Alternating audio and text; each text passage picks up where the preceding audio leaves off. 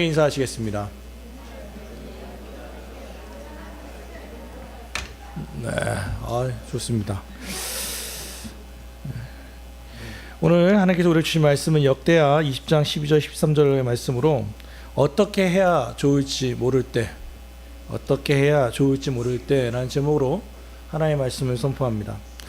오늘 이렇게 예배를 드리며 오늘 하루가 지나가는 걸 가장 안타깝게 여기는 이가 우리 교회에 있습니다. 우리 딸입니다.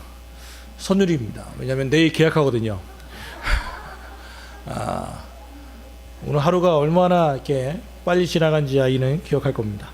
이 아이가 우리 가족 단톡방에 금요일 날 이런 말을 썼습니다. 저는 오늘 마지막 평일 방학을 보냅니다. 토요일은 토요일 방학을 마지막 토요일 방학을, 오늘은 이제 일요일 마지막 방학을 보내고 하루하루를 셈하고 있습니다. 이제 지나가면 내일은 이제 계약일이라 만나는 이마다 자랑하기도 합니다. 저는 내일 계약합니다. 내일이 오는 것에 대하여 두려워한 적이 있으십니까? 저도 짧은 인생을 살았지만 제 인생의 위기라고 생각한 것이 몇 개가 있는데, 가장 처음 위기라고 느꼈던 때는 제가 그 제3사관학교에 있을 때였습니다. 장교 후보생으로서 훈련을 받을 때 너무 고되고 힘들어서 잠자리에 드는 것이 두려웠었습니다.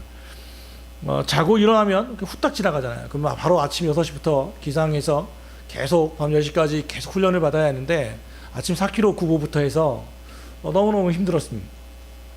그때 제 몸무게 68kg 나갔었으니까 얼마나 살이 많이 빠졌는지를 대충 알 수 있습니다. 그러니까 자면 빨리 아침이 오니까 잠자고 싶지 않은데, 훈련은 고되니까 어쩔 수 없이 골아 떨어지는 거죠. 그리고 또 아침에 일어나면 하루가 시작됩니다. 그렇게 그래서 하루가 오는, 아침이 오는 것이 얼마나 두렵다라는 말이 무엇인지를 알았을 때가 있었습니다. 그러던 중 주일날 충성대 교회에서 예배를 드리는데 목사님의 설교를 들으면서 두려워하지 말고 기도해야겠다라는 생각이 들었습니다.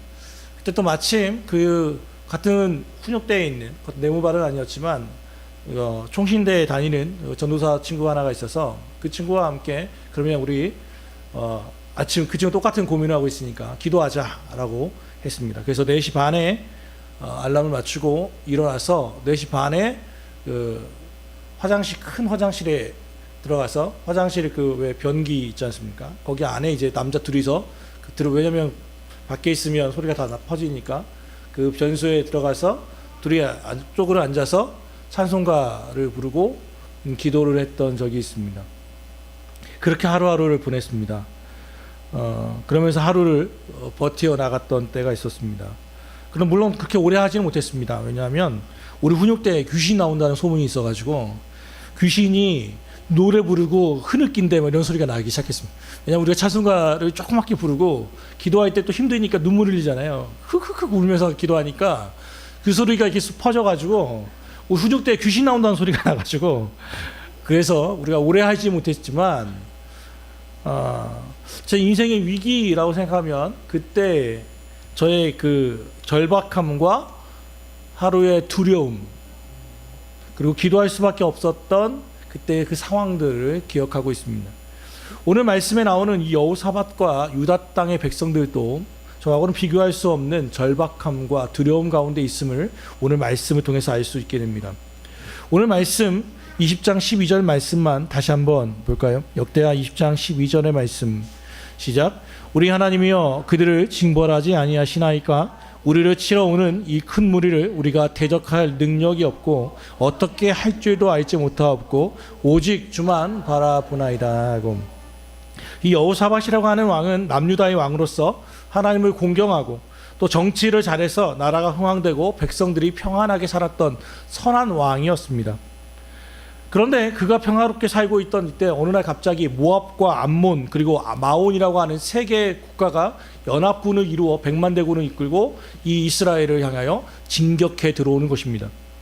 다윗 시대부터 유다의 속국이 되어 조공을 바치고 있던 이 모압과 암몬 그리고 마온이라고 하는 이 두 나라가 이 여호사밧 태평성대의 나이에 어떤 전조도 없이 갑자기 100만 대군을 이끌고 쳐들어오면서 유다의 속국에서 벗어나 오히려 유다에게 조공을 바치기를 원하는 그런 역전적인 상황에 처하게 된 것입니다.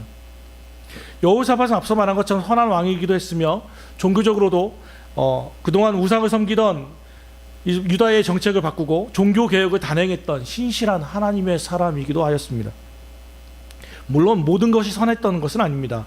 그에게 큰 어려움이, 중대한 실책이 있었는데 그때 있었던 북이스라엘 왕과 친하게 지낸 사실이 있습니다. 아합이라고 하는 악한 왕, 그와 친하게 지냈고 더 나아가 정혼을 맺어서 자기의 아들과 여호사밧의 아합의 딸과 결혼시키는 그런 일들도 했던 아주, 그러니까 이 정치와 여러 가지 경유하는 것을 맡았으나 삶에서는 그렇게 관계들을 제대로 하지 못했던 그런 왕이기도 합니다.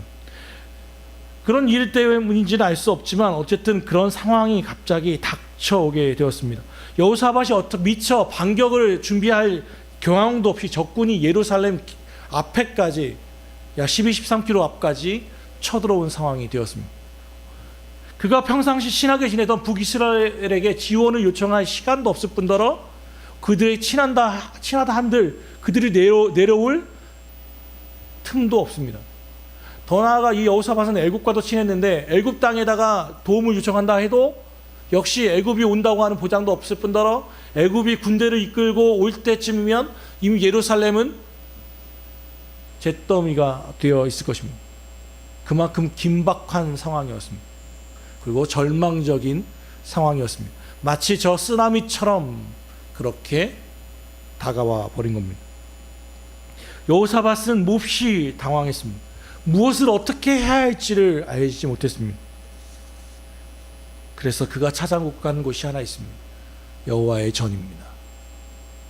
그는 온 백성들에게 금식을 선포합니다. 그리고는 그 하나님의 성전 앞에 나아가 오늘 이 기도를 드리기 시작하는 겁니다. 이보다 더 절박한 왕의 기도를 들어보신 적이 있습니까? 하나님, 우리 하나님이여 그들을 징벌하지 아니하시나이까? 우리를 치러 오는 이 큰 무리를 우리가 대적할 능력이 없고 어떻게 할 줄도 알지 못하였고 오직 주만 바라봅니다. 이 말은 겸손의 표현이 아니라 현실적인 그들의 상황이었습니다. 이 기도를 잠시 살펴봅시다. 먼저 이 기도의 앞에 그는 이렇게 얘기합니다. 우리 하나님이여 그들을 징벌하지 않습니까? 하나님 앞에 기도할 때 우리가 반드시 간직해야 할 생각 하나는 하나님이 누구신가입니다. 하나님은 나의 하나님이 되어야 하고 우리 하나님이 되어야만 합니다. 하나님과 나의 관계는 언제나 1대1입니다. 1대1 관계를 맺는 것이지 내가 누구 덕분에 어디를 가는 것은 아닙니다. 이게 천주교가 잘못했던 것 중에 하나가 바로 이것이었죠. 우리가 알고 있는 것처럼 우리가 종교개혁을 일어날 때 천주교의 이 가톨릭의 타락은 그런 것이었습니다. 우리는 죽으면 천국과 지옥 둘밖에 없습니다. 중간에 연옥이라고 하는 개념이 없습니다. 그런데 가톨릭은 연옥이라고 하는 개념을 만들어냈습니다. 그러니까 뭐냐면 죽으면 연옥이라고 하는 가치 중립적인 곳에 가 있다고 말합니다. 그곳에 있어서 그러니까 애매하게 착하게 산 것도 아니고 악하게 산 것도 아니고 애매한 사람들이 가는 곳이 이 연옥입니다. 심판 대기 장소죠. 그래서 가톨릭에서 말하는 것은 이 조상, 이 후예들이 이 조상을 위하여 먼저 죽어간 부모를 위해서 돈을 바치고 교회 앞에 헌금을 하고 하면 돈이 땡그랑하는 소리가 날 때 연옥에 있던 그 영혼이 슝 하고 천국으로 올라간다. 그러면서 면죄부를 팔고 교회 건축 헌금을 하도록 강요했던 사실이 있습니다.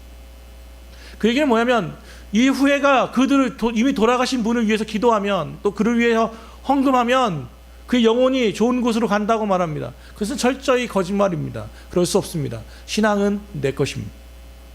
하나님과 나는 1대1인 거예요. 우리가 우리 아이들을 위해서 기도하며 할 수는 있지만 결국 하나님 편에 나와야 할 것은 그 아이입니다. 내가 아닙니다. 우리가 도와줄 수는 있지만 그런 우리의 그 한계는 거기까지인 겁니다. 지금 여호사밧은 이렇게 얘기합니다. 하나님, 그는 아브라함의 하나님도 알았을 것입니다. 이삭의 하나님도 알고 야곱의 하나님도 압니다. 그러나 그게 무엇이 됐다는 아는 것이 무슨 소용이 있습니까? 이 위기 상황 속에 아브라함의 하나님은 상관없습니다. 이삭의 하나님도 상관없습니다. 나의 하나님이 필요합니다. 더 나아가 공동체를 위하여 기도하고 있기 때문에 우리 하나님이 필요한 겁니다. 그래서 여호사밧은 그렇게 기도하는 거죠. 우리 하나님이여. 그러면 그 다음 말이 뭐예요? 그들을 징벌하지 아니하십니까?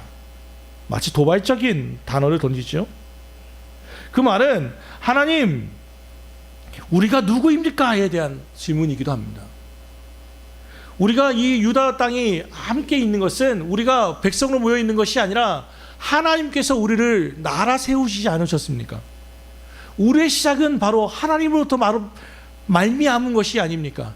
그러니까 우리를 치는 것은 누구를 치는 겁니까? 하나님을 치는 겁니다. 라고 논리를 전개해 나가는 거죠. 제가 누굽니까? 그래도 주님이 세우신 왕이 아닙니까? 어찌 보면 무척 뻔뻔한 기도인 것 같습니다. 앞서 말한 것처럼 여호사밧은 잘한 부분이 있는가 하면 잘못했던 부분이 있습니다. 완전하지 못한 사람입니다. 온전치 못한 사람입니다. 여전히 그는 죄 중에 거하고 있었습니다. 그럼에도 불구하고 그는 당당하게 어떻게 보면 얼굴에 철판을 깔고 하나님 앞에 나아갑니다. 하나님, 저들을 징벌하지 않습니까?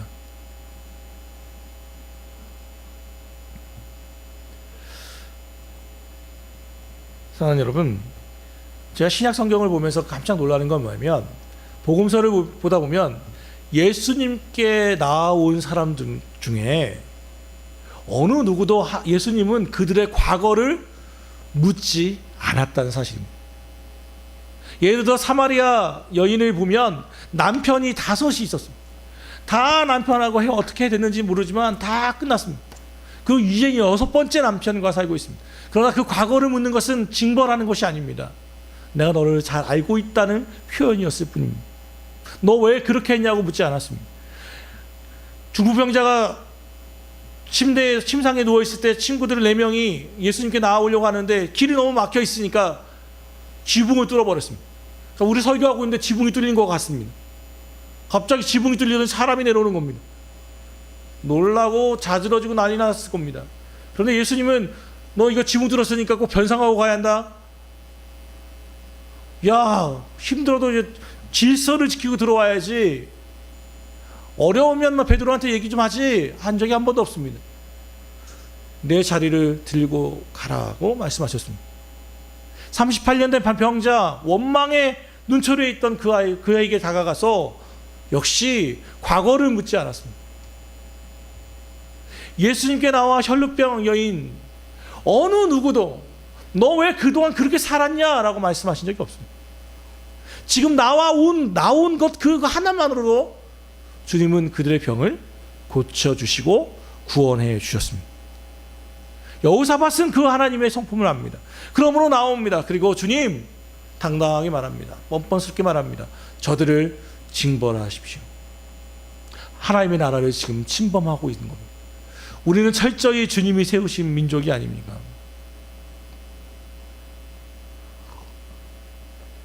이것이 잘못 받아들여지면 안 되겠지만 중국이요. 왜 중국이 자기네를 중국이라고 합니까? 예? 왜 중국입니까? 중국이? 자기네가 세상의 중심이라고 믿기 때문에 중국입니다. 가운데 중자입니다. 걔네들 한자를 보면요 얼마나 웃긴지 걔네가 지네가 중심이고 우리는요 동쪽에 활 잘 쏘는 오랑캐입니다. 남만 베트남의 쪽은 남쪽의 야만스러운 놈들이라고 해서 남만이라고 지어놨습니다. 서융 서쪽의 오랑캐 걔네들은 동서남북이 다 오랑캐입니다. 쥐네만이 중화민족입니다. 웃기죠? 그런데 어떻게 보면 그것이 잘못 그렇게 받아들여 배타적이면 안 되겠지만 그러므로 걔네들은 대륙 부심이라는 게 있는 겁니다. 자존심 뭐 그런 것들이 있는 거죠. 민족적 자부심이 있는 겁니다. 이스라엘 조그만 나라입니다. 그들에게도 철저한 자부심이 있습니다. 그게 뭡니까? 하나님이 우리를 택하셨다고 하는 선민 의식입니다. 우리 그리스도인들은 요즘 이래저래 TV에 맞고 시사 프로그램에 맞고 자기네끼리 싸우고 난리도 아닙니다. 세습하고 그래서 우리가 지금 자부심이, 그리스도인의 부심이 떨어져 있는 것이 사실입니다. 그러나 사랑하는 여러분, 오늘 여호사밧의 이 기도 가운데 여러분이 그리스도인인 것을 자랑스럽게 여기실 수 있기를 바랍니다. 자만하는 것이 아닙니다. 하나님의 은혜에 감사하며 당당하게 살아야만 합니다. 비굴하게 세상과 타협할 필요는 없습니다. 그들을 징벌하지 않습니까? 그는 그들에게 그렇게 이야기합니다. 더 나아가 이제 그들의 상황을 이야기합니다. 우리를 치러 오는 이 큰 무리를 우리가 대적할 능력이 없고 어떻게 할 줄도 알지 못하옵고, 우리가 대적할 능력이 없습니다. 여호사밧은 우리에게, 나에게, 내가 왕입니다. 그런데 나 왕인데도 불구하고 나는 문제를 해결할 능력이 없습니다. 나는 무능한 자입니다. 어떻게 할 줄도 알지 못하고 방법을 모르겠다는 뜻이죠. 무지. 나는 무능하고 무지한 자입니다. 하나님 앞에 완전히 두 손 들어버린 것을 알게 됩니다. 여러분, 이게 얼마나 어려운 일인지 아십니까? 사극에 종종 나오는 말이 뭐냐면 왕은요 무치라 했습니다. 그게 무슨 얘기냐면 왕은 부끄러움이 없다라는 뜻입니다. 그래서 뭘 해도 부끄러운 일이 없다라고 해가지고 뭐 발가벗고 달려도 되고 뭐 마음대로 막 사람 죽이고 해도 왕은 무치예요. 군주는 무치다 해가지고 그 논리로 그냥 살았거든요. 왕이 내가 부족합니다 말하는 것은 오히려 나라의 국격을 떨어뜨리는 일과 같이 여겼습니다. 그런데 지금 여호사밧이 하나님 앞에서 뭐하고 있습니까? 나의 무능함과 무지함을 그대로 고백하고 있습니다. 무엇을 해야 좋을지, 어디서부터 시작해야 할지, 무엇이 최선인지 알 수 없습니다. 하나님 앞에 완전히 엎드려 버린 상황이죠.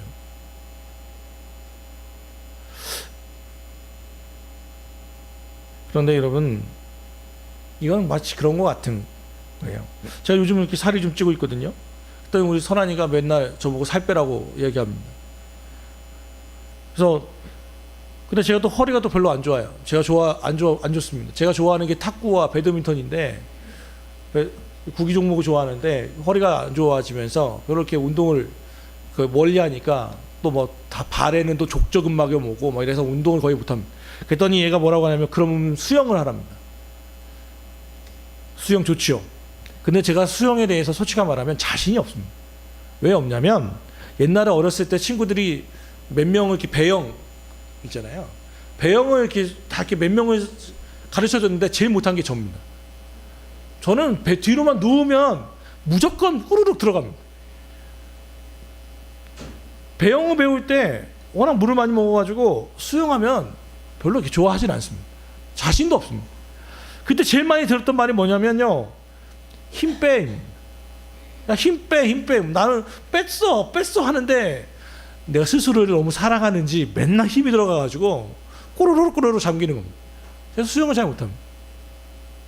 여러분도 많이 들어보셨죠? 여러분이 악기를 배우거나 또는 이런 운동을 할 때 제일 많이 듣는 말이 뭡니까? 힘 빼입니다. 힘 빼십시오. 초보자일수록 힘이 들어갑니다. 또 프로들도 보면 농구를 하거나 축구를 하는 보면 꼭 넣어야만 한다고 생각하면 한테 똥볼을 차는 이유, 발에 힘이 들어갔을 때 그렇습니다. 힘을 빼야만 합니다. 그런데 이게 마찬가지 우리 목회에도 그런 것 같아요. 목회를 잘하는 방법이 뭘까 생각해 봤을 때 또 어려움이 내 생각대로 잘 안 될 때 하나님께서 저에게 주시는 지혜는 바로 그것입니다. 내 힘으로 무엇을 해보고자 할 때는 어려움이 있습니다. 오히려 내 몸에 힘을 뺐을 때 하나님께서 일하시는 것을 보게 되죠. 기도를 아무리 해봐도 응답이 없고 도무지 나아갈 기미가 보이지 않을 때 그런 상황에서 우리가 해야 할 일이 있다면 오늘 이 여호사밧처럼 힘을 빼는 겁니다. 내 힘을 빼는 일이란 결국 신실하신 하나님, 변함없으신 하나님 앞에 내가 처한 현실을 그대로 아래로 놓고 주의 결제를 기다리는 것입니다.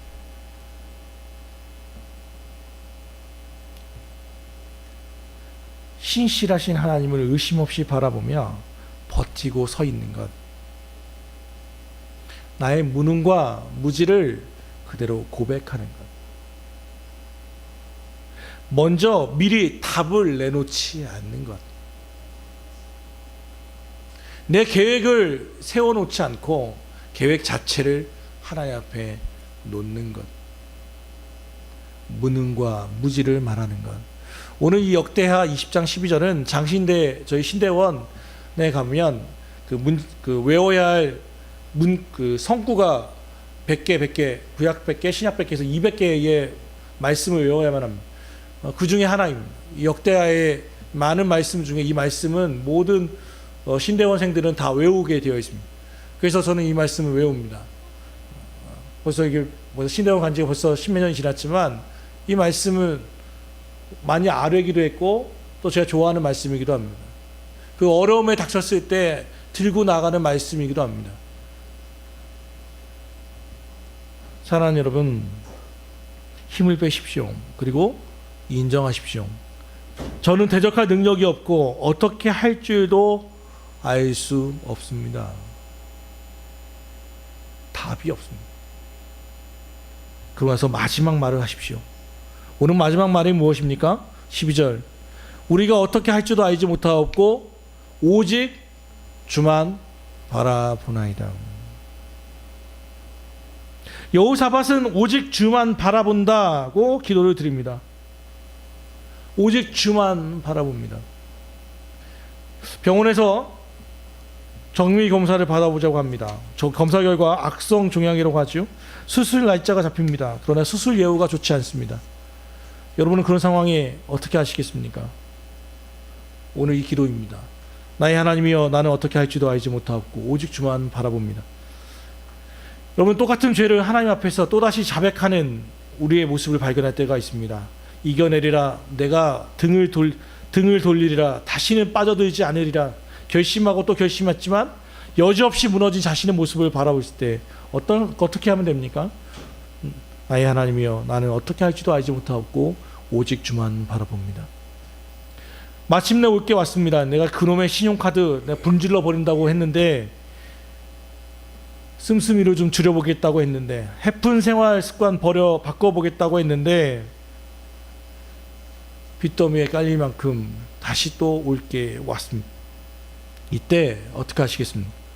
나의 하나님이여, 나는 어떻게 할지도 알지 못하고 오직 주만 바라봅니다. 시편 46편에 하나님은 우리의 피난처시요 힘이시니 환난 중에 만날 큰 도움이시라. 그러므로 땅이 변하든지 산이 흔들려 바다 가운데 빠지든지 바닷물이 솟아나고 뛰놀든지 그것이 넘침으로 산이 흔들릴지라도 우리는 두려워하지 아니하리로다. 이 말씀이 그 누군가의 고백이 되지 않고 우리의 고백이 되기를 소망합니다. 오늘 여호사밧은 그렇게 기도하였습니다.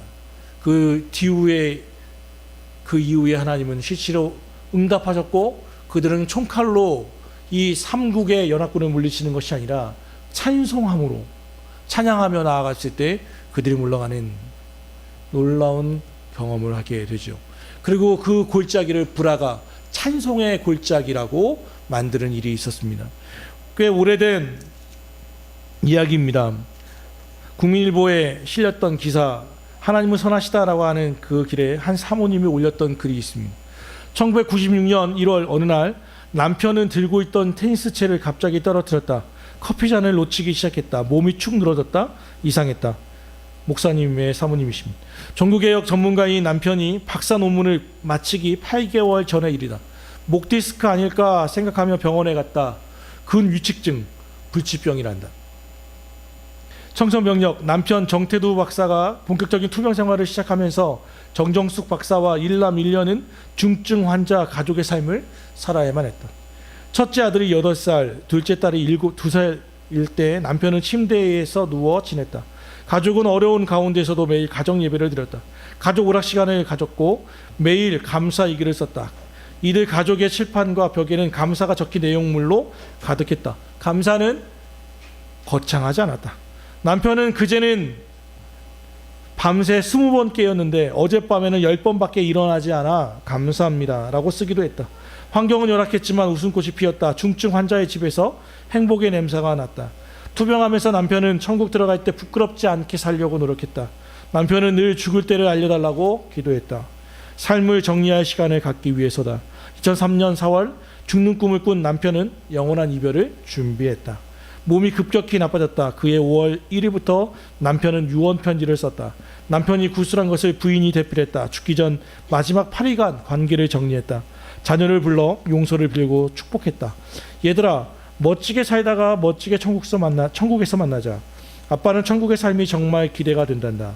천국에서 너희들을 지켜보고 기도할게. 아들에게 용서를 빌고 이후 딸에게 말했다. 제인아, 혹시 아빠 때문에 속상하고 화난 일이 있으면 말해줄래? 사과하고 싶어. 제인이 눈물 흘리며 말했다. 사실 나는 아빠 때문에 너무 화난 적이 많았어. 중요한 순간에 아빠는 언제나 없었지. 한 번도 소프트볼 경기에 응원 오지 않은 아빠를 원망하기도 했어. 아빠는 너무나 그곳에 가고 싶었지만 아파서 못 갔단다. 대신 언제나 너를 위해 기도했어. 그러나 너무나 미안하다. 용서해 주렴. 온 가족이 펑펑 울었다. 3일 후 정태두 박사는 영원한 하늘나라로 떠났다. 향년 46세. 제인은 그해 지난해 하버드 대학교 국제정치학과에 입학했다. 아빠의 사랑이란 주제로 에세이를 썼다. 하버드 입학 사정관이 제인에게 편지를 썼다. 너는 정말 좋은 아빠를 뒀더구나. 그렇게 어려운 상황에서 너는 어떻게 이 많은 성취를 할 수 있었니? 너를 꼭 우리 학교에 데려오고 싶다. 너의 꿈이 이루어지도록 우리가 도와주고 싶단다. 그것은 아빠의 선물이었다. 하나님은 절대 선하시다. 사랑하는 여러분, 오늘 여호사밧의 이 기도가 우리의 기도인 것을 우리는 인정하게 됩니다. 물론 아무 일도 없고 평범하고 평안한 삶을 누구나 다 꿈꿀 것입니다. 그러나 우리 인생이 그렇게 만만하지 않다는 것은 주지의 사실이지요. 잔잔한 파도가 치는가 하면 마치 저 쓰나미처럼 해일처럼 우리를 덮쳐올 때가 있습니다. 어떻게 하시겠습니까? 그 해일에 휩쓸려 버리시겠습니까? 아닙니다. 여호사밧은 오늘 그분의 전에 나아가 두 손을 들고 그분께 얘기했습니다. 나의 하나님이여, 그들을 징벌하지 아니하시나이까. 우리가 어떻게 할지도 알지 못하고 우리는 대적할 능력도 없고 오직 주만 바라봅니다. 그는 그렇게 전해 나왔고 13절에 보니까 자기뿐 아니라 온 유다 백성들과 자녀들과 어린 아이들이 한 목소리로 나와 기도했다고 말합니다. 이것은 마지막으로 말하면 나의 기도이기도 하지만 우리 모두가 하나 되어야 한다는 의미이기도 합니다. 가족의 문제는 가족이 함께 해야만 합니다. 나 혼자 짐을 지며 져서는 안 됩니다. 오늘 여호사밧은 그렇게 기도합니다. 이 기도가 우리의 고백이 되기를 주 예수 그리스도로 축원합니다. 기도합시다. 사랑하는 하나님,